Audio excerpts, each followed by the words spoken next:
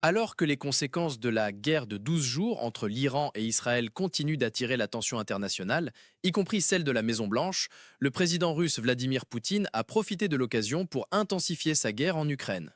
Comme pour le conflit au Moyen-Orient, les rapports du champ de bataille du conflit le plus meurtrier d'Europe depuis la Seconde Guerre mondiale sont connus pour les difficultés à être vérifiés de manière indépendante. Cependant, les nouvelles des lignes de front indiquent des avancées russes récentes dans de nouvelles régions de l'Ukraine centrale, ainsi qu'un rassemblement important de forces près de la capitale régionale du Nord-Est, Soumy.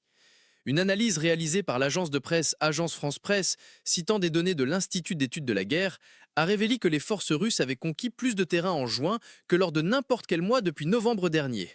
Pendant ce temps, l'armée ukrainienne a fait face dimanche à ce qu'elle a qualifié de la plus grande attaque aérienne depuis que la Russie a lancé la guerre en février 2022. Bien que les gains de Moscou restent relativement limités et progressifs, ils sont continus.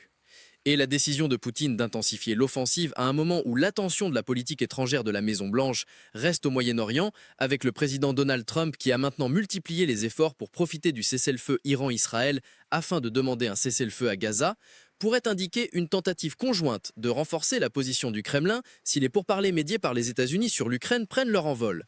Aujourd'hui, on estime que la Russie a pris le contrôle total de Louhansk et qu'elle a conquis entre 60 et 70% des trois autres régions revendiquées dans l'est de l'Ukraine.